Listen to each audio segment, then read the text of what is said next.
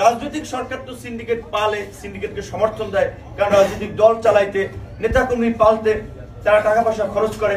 তো এই জন্য আমরা বলছি এই রাজনীতির আমরা একটা পরিবর্তন চাই। সেই ক্ষেত্রে আমাদের যে সমস্ত ভাইরা আছেন এখানে, আলেম ওলামা থেকে শুরু করে সচেতন মহল, আজকে সামাজিকভাবে আমাদের একটা জাগরণ তৈরি করতে হবে। ভালো মানুষের নেতৃত্বে সমাজ পরিচালিত হতে হবে। চোর, বদমাইশ, গুন্ডা, দুর্বৃত্ত, মাফিয়া, চাঁদাবাজ, দখলদারদের নেতৃত্বে এই সমাজে আর চলতে দেওয়া। আমাদের দল গণ অধিকার পরিষদ, ট্রাক প্রতীকে নিবন্ধিত দল। আমাদের দল আপনাদের সবাই করা লাগবে না, সবাই করবেও না, এটা বাস্তব। নেসারি ভাই ভালো মানুষ, তার সাথে থাকেন, সে কথা থেকে নির্বাচন করলে তাকে ভোট দেন। এবং বিশেষ করে আমাদের প্রবাসী ভাইরা, দুঃখজনক আপনারা অনেকে জানেন আমরা কথাগুলো বলতেছি, এতদিন তো আওয়ামী লীগের আমলে রাস্তায় দাঁড়ানো লাগতো, খালি এগুলো নিয়ে কাজ হতো না। এখন কিছুটা সরকারকেও চাপ দিয়ে আমরা করাতে পারবো। চাপ আমাদেরকে দিতে হবে, আমাদের দাবি আদায়। সম্পদের হিসাব দেওয়া কেন এতদিন সময় লাগবে? তাহলে কি তারা লুকো ছাপা করছে? কিছু উপদেষ্টা হয়েছে গ্যাট করে, আপনার তো ট্যাক্স ফাইল আছে, সবাই প্রতিষ্ঠান আছে, কেন আপনারা এতদিনও সম্পদের হিসাব দিলেন না? কি লুকাচ্ছেন না সম্পদ বাড়াচ্ছেন? এটা আমাদের জানতে হবে এবং আমরা এই জবাব চাবো। আপনাদেরকে বসিয়েছি, তার মানে আপনাদেরকে দায় মুক্তি দেই নাই। সুতরাং আমরা অবশ্যই বলবো এই সরকারি কর্মকর্তা কর্মচারীদের এবং উপদেষ্টাদের দ্রুত সময়ের মধ্যে তাদের সম্পদের তথ্য বিবরণী প্রকাশ করতে হবে।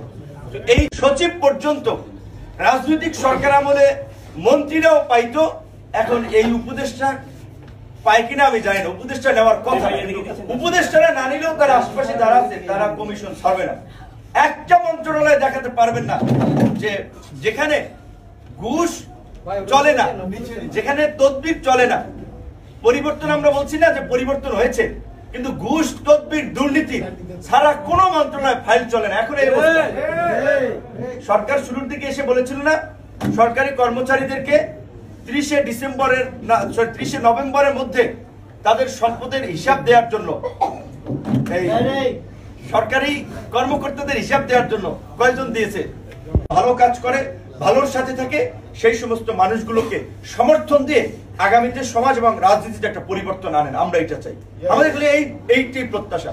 সবাই ভালো। বিমান ভাড়া বেড়েছে, এই যে আমরা কথা বলছি, এটা কমানো দরকার। আমরা বলেছি মানুষ তার সৃষ্টিকর্তার সাথে আত্মসংযোগ স্থাপন করার জন্য, নবীর প্রতি ভালোবাসার জায়গা থেকে, ইসলামের নির্দেশনা অনুযায়ী তারা এই হজ এবং ওমরাতে যায়। একটা মুসলিম কান্ট্রি এখানে জুলুম চাপাই দিতে পারে না, যে দাম বাড়াই যে মানুষ যেন না যাইতে পারে, নিরুৎসাহিত করা।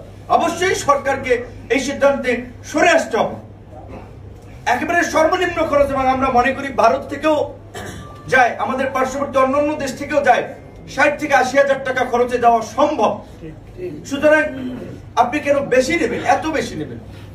আমরা অবশ্যই ধর্ম উপদেষ্টা তো আপনাদের মানে লাইনের লোক, আশা করি তিনি বিবেচনা করবেন। কিন্তু এখানে আরেকটা, সবাইকে কামব্যাক করানোর জন্য ভারত এবং তার বন্ধুরা প্রয়োজনে কয়েক হাজার কোটি টাকা ব্যয় করবে। একটা রাজনৈতিক দল শুধুমাত্র একবার ক্ষমতার কথা চিন্তা করে না, ভীষণ থাকে, লেগে থাকবে প্রয়োজন 10 বছর পরে। যদি কামব্যাক করতে পারে, তখন এই যে আওয়ামী লীগ এইবার 16 বছর ক্ষমতায় থেকে যেভাবে আমাদেরকে ভারতের একটা করদ রাজ্য পরিণত করেছিল, মোদী বিরোধী আন্দোলনে কতগুলো আলেম ওলামাকে গ্রেপ্তার করেছিল, কত ছাত্রদেরকে হত্যা করেছিল, শাপলা চত্বরে এই দেশে ইসলামী রাজনীতিকে ধ্বংস করার জন্য, আলেম ওলামাদেরকে নতজানু করার জন্য এই শাপলা চত্বর কি বর্বরতা চালিয়েছিল? বিচার হয়েছে? হয় নাই।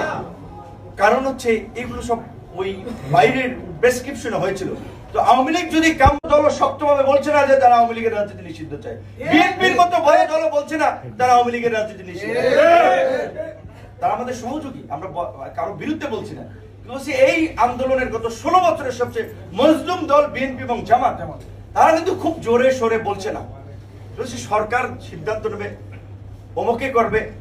আমরা এই সরকার গঠন করেছি, আমরা সমর্থন দিয়েছি বিধায় এই সরকার হয়েছে।